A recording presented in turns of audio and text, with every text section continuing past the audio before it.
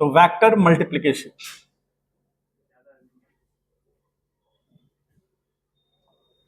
Vector multiplication heading दीजिए, vector multiplication. ठीक है, देखिए इसमें हम लोगों ने एक पढ़ा था प्रिंसिपल ऑफ होमोजेनिटी, याद है? क्या बताता है वो? या सब्ट्रैक्ट कर सकते हैं, ठीक है। लेकिन मल्टीप्लिकेशन में ये मतलब ऐसा कोई जरूरी नहीं है। जैसे जैसे मान लीजिए हमने पढ़ा है F is equal to M A, पढ़ा है सब लोगों ने, ठीक। तो ये जो फॉर्मूला है उसमें m जो है इनटू मल्टीप्लाई हो रहा है किससे? एक्सेलरेशन से, ठीक है। m इनटू m मल्टीप्लिकेशन हो रहा है। तो ये इसका यूनिट क्या है? मास है। ये इसका यूनिट क्या है? केजी, और इसका यूनिट मीटर पर सेकंड स्क्वायर। तो आप देखिए कि एक अलग फिजिकल क्वांटिटी जिसका कि यूनिट मास केजी है, एक दूसरा फिजिकल क्वांटिटी जिसका यूनिट मीटर पर सेकंड स्क्वायर है, उसको मल्टीप्लाई कर पा रहे हैं हम लोग, ठीक है। एडिशन सब्ट्रैक्शन नहीं कर पा रहे हैं, लेकिन यहां पर मल्टीप्लाई हो पा रहा है। अदर एग्जांपल बहुत सारे हैं, जैसे P बराबर क्या होता है? m इंटू वी, मोमेंटम बराबर मास इंटू वेलोसिटी। तो यहां पर भी क्या हो रहा है? केजी और इंटू मीटर पर। देख रहे हैं हम दो अलग अलग फिजिकल क्वांटिटी को मल्टीप्लाई कर पा रहे हैं। तो वेक्टर मल्टीप्लिकेशन में ये पॉसिबल है कि दो अलग अलग फिजिकल क्वांटिटी या दो से अधिक अलग अलग फिजिकल क्वांटिटी को हम मल्टीप्लाई कर सकते हैं। यहां पर प्रिंसिपल ऑफ होमोजेनिटी की बात नहीं है, वो सिर्फ वहां पर है जहां वेक्टर ऐड हो रहे हैं या सब्ट्रैक्ट हो रहे हैं। इसलिए जो होमोजेनिटी का जो लॉ है वो है कि ओनली सेम काइंड ऑफ या फिर same type of physical quantities can be added और सब्ट्रैक्टेड। वहां मल्टीप्लिकेशन की बात नहीं कह रहा है। तो मल्टीप्लिकेशन में जहां तक हम बात करेंगे, ऐसे बहुत सारे एग्जांपल्स मिलेंगे जिसमें कि वेक्टर्स को हम मल्टीप्लाई करेंगे, जिसमें उसको स्केलर से मल्टीप्लाई करेंगे, कभी वेक्टर को वेक्टर से मल्टीप्लाई करेंगे। जैसे ये केस, इस केस में आप क्या देख रहे हैं कि एक वेक्टर है जिसको मल्टीप्लाई किससे कर रहे हैं? स्केलर से। आप सब जानते हैं कि एक्सेलरेशन वेक्टर है, तो मास स्केलर है, और इनको जो रिजल्ट आ रहा है वो वेक्टर मिल रहा है हमको, ठीक है। यही चीज हम यहां पर समझेंगे। तो अब यहां पर भी एग्जांपल देखिए क्या है, एक स्केलर है जिसको हम वेक्टर के साथ मल्टीप्लाई कर रहे हैं। आप लोग ने ये फॉर्मूला कभी पढ़ा है क्या? F is equal to QE, ये फॉर्मूला कभी पढ़ा है? नहीं पढ़ा होगा, ये 12th में आप जाएंगे तो पढ़ेंगे। तो यहां पर ये जो है ना, ये फोर्स है, ये चार्ज है, और ये इलेक्ट्रिक फील्ड है। तो इलेक्ट्रिक फील्ड एक वेक्टर क्वांटिटी है जो मल्टीप्लाई किससे हो रहा है? स्केलर से। तो रिजल्ट क्या मिल रहा है? वेक्टर, ठीक है। यही चीज हम लोग को आगे समझना है। तो अभी हम लोग जो वेक्टर, यानी कि हम इसमें कह सकते हैं कि वेक्टर, या फिर कहिए कि two different physical quantities can be multiplied, वो मल्टीप्लाई हो सकता है, ठीक है। एक की पॉइंट तो ये हो गया। उसके बाद हम आते हैं मल्टीप्लिकेशन, वेक्टर मल्टीप्लिकेशन में जो पहला हमारे पास पॉइंट होगा कि स्केलर को मल्टीप्लाई किए एक वेक्टर से, तो रिजल्ट जो निकल के आ रहा है वो रिजल्ट क्या है? वेक्टर है ना। इसके एग्जांपल्स क्या क्या हैं? एग्जांपल देखिए, एग्जांपल यदि हम फर्स्ट लें तो एग्जांपल फर्स्ट में F is equal to M A आ गया, ठीक है।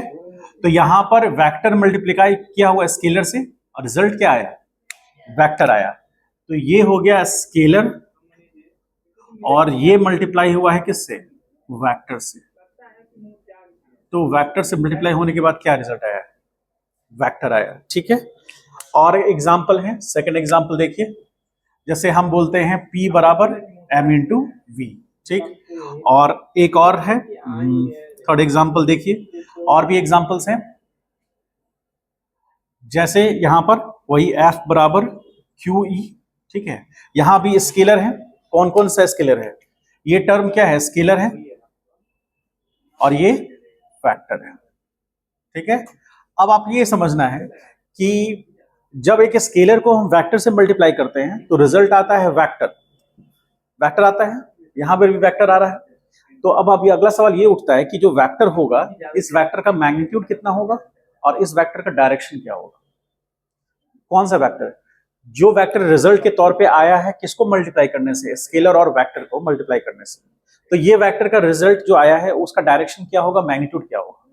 तो हम इसमें ये ऐसे कर सकते हैं कि यदि हम इस एफ वेक्टर का मैग्नीट्यूड निकालना चाहें, इस एफ वेक्टर का मैग्नीट्यूड, तो मैग्नीट्यूड बराबर उसका, ये तो मैग्नीट्यूड में है ही फर्स्ट वेक्टर यानी कि वेक्टर का मैग्नीट्यूड, तो ये रिजल्ट आएगा जो एफ बराबर होगा m इंटू ए होगा।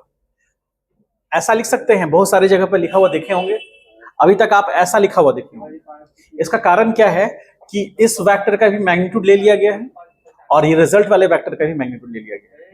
तो इसका एग्जांपल में मान लीजिए लेट मान लीजिए कि एक्सेलरेशन ए जो है वो 4 मीटर पर सेकेंड स्क्वायर आई कैप है।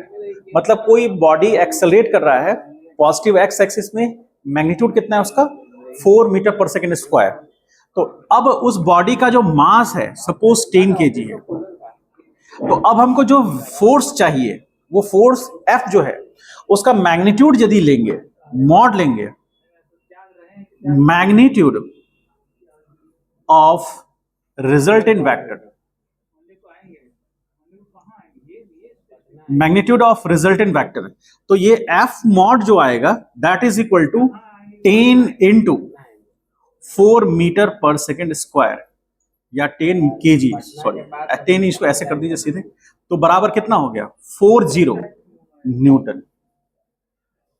समझ पाए? यानी कि मैग्नीट्यूड हमेशा मल्टीप्लाई होगा मैग्नीट्यूड के साथ। तो एक्सेलरेशन का मैग्नीट्यूड मैंने यहां ले लिया, मल्टीप्लाई कर दिया, वो रिजल्ट आ गया। और what ever the direction of acceleration A, the force F will have same direction। मतलब जो हमारा ये जो वेक्टर है, ये वेक्टर का जो डायरेक्शन होगा वही डायरेक्शन किसका, रिजल्ट का हो जाएगा। मतलब रिजल्टेंट वेक्टर का डायरेक्शन वही होगा जो कंपोनेंट वेक्टर का डायरेक्शन होगा। मैग्नीट्यूड तो जस्ट मैग्नीट्यूड के साथ मल्टीप्लाई हो गया, डायरेक्शन वही मिलेगा। तो अब इसको हम एफ को क्या लिख सकते हैं, तो F vector can be written as 4 या फिर ऐसे कह लीजिए 10 इंटू 4 आई कैप और F is equal to 40 I cap. समझ पाए इस बात को? क्लियर हुआ? तो ये हो गया उस रिजल्टेंट वेक्टर का मैग्नीट्यूड और ये उसका डायरेक्शन के साथ हो गया। तो ये वो रिजल्टेंट वेक्टर डिफाइन हो गया। और यहां पॉइंट्स भी हम लिख दिए हैं कि जो भी डायरेक्शन कंपोनेंट वेक्टर का होगा वही डायरेक्शन रिजल्टेंट वेक्टर का होगा। इसको हम लोग एफ इक्वल टू में इसको हम लोग बोलते हैं रिजल्टेंट वेक्टर, इसको हम लोग कंपोनेंट बोलेंगे, कंपोनेंट, और इसको बोलेंगे रिजल्टेंट। तो जो ऑब्वियसली रिजल्टेंट वेक्टर का डायरेक्शन कंपोनेंट वेक्टर पे डिपेंड करेगा। तो यहां नोट पॉइंट करके हम लोग लिख लेंगे, note the direction of resultant vector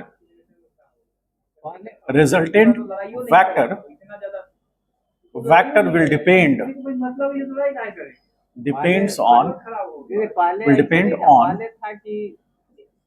the direction of